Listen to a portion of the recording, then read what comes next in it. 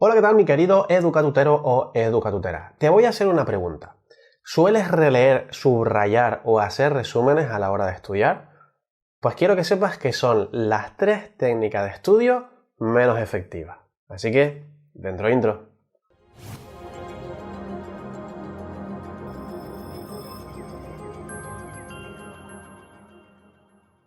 Bueno, es cierto que he empezado fuerte con este nuevo vídeo de la serie de técnicas de estudio y seguramente te estarás preguntando cómo es posible que esas 3 técnicas sean de las menos eficaces si son las que casi todo el mundo utiliza y las que primero nos enseñan en la escuela.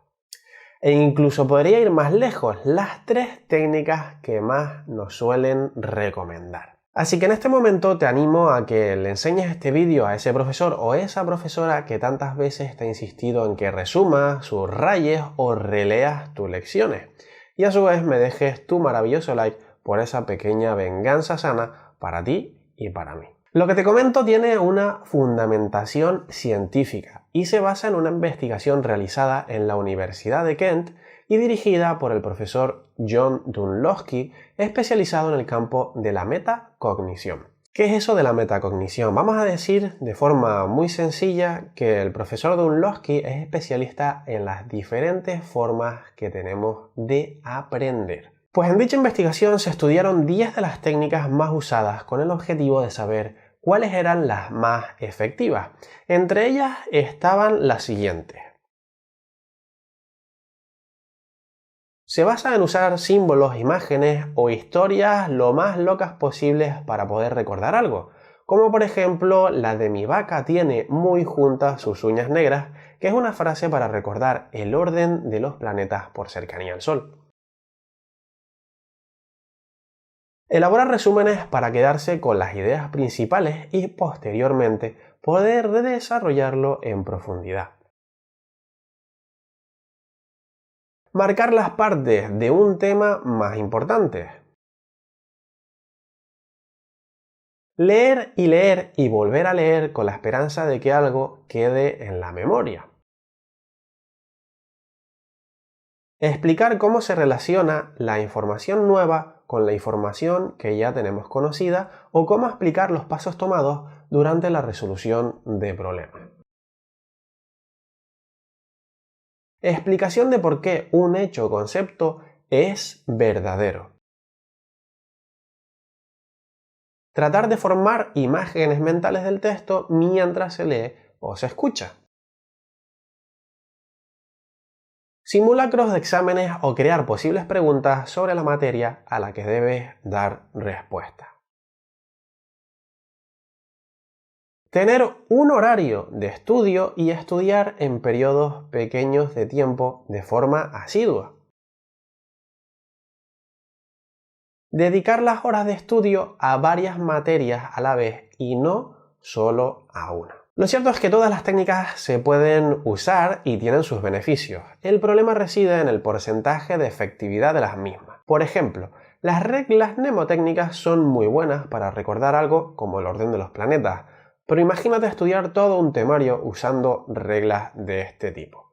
Pues lo más probable es que aquello acabe en un auténtico caos. Subrayar un texto también es interesante, es más, aquí lo hacemos en Educatutos, pero si no se establecen las relaciones entre ideas usando mapas conceptuales o mapas mentales, el subrayado por sí mismo no vale para casi nada. Así que aprovecho para recordarte que por aquí tienes una lista de reproducción de cómo crear mapas conceptuales. El resumen de un texto puede ser un ejercicio interesante, pero si no pones en práctica esos resúmenes en pruebas o simulacros, lo único que generarán en ti es la falsa creencia de saber y de tener controlado un temario. Es por eso que mucha gente falla en los exámenes en los que le piden relacionar conceptos o acontecimientos. Y ahora tú me puedes preguntar, oye Josh, ¿no crees que si tanta gente las usa y tantos profesores y maestros las recomiendan es porque esas 3 técnicas que comentábamos al principio son las que mejor funcionan? Ahí yo tendría que decirte que es una pregunta interesante.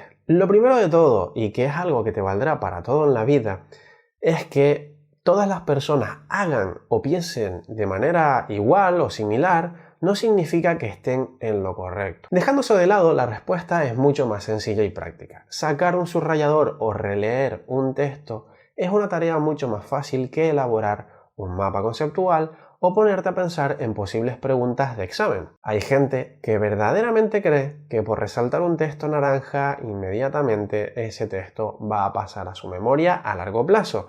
Y ojalá eso fuera cierto, pero la verdad es que eso no funciona. Entonces, ¿cuáles son las técnicas más efectivas según este estudio? Pues las pruebas han dado que las técnicas más efectivas son las pruebas prácticas o simulacros de exámenes y a su vez la distribución y el intercalado del estudio. Así que de ahora en adelante intenta no dedicarle tanto tiempo o tantos esfuerzos a hacer resúmenes, subrayar todo con brocha gorda, que al final tus apuntes parezcan un arcoíris, o a perder el tiempo releyendo una y otra vez el texto con la esperanza de que algo se quede en la memoria. Dedica tiempo, de verdad, a crearte un horario de estudio y a planificar tiempos en los que puedas intercalar las diferentes asignaturas cada día. Porque dedicar pequeños periodos de tiempo a estudiar una asignatura cada día es mejor que atiborrarte a estudiar el último día una única asignatura. Eso puede que te salve en algunos casos, es más, a mí también me salvó en algunos casos, pero te aseguro que no siempre va a funcionar. Como se suele decir, muchos pocos hacen un mucho, por lo que empieza a trabajar tu constancia y pon en práctica los consejos que hemos estado viendo en esta serie, que hemos denominado Kaizen, que siguen la estrategia Kaizen y que hemos ido viendo con anterioridad. Así que a partir de ahora dedícate a poner en práctica todos esos ejemplos, todas esas puntos que hemos visto en torno a la técnica Kaizen para ir mejorando poco a poco cada día. En el próximo vídeo veremos cómo trabajar la memoria, así que suscríbete para que no te pierdas nada.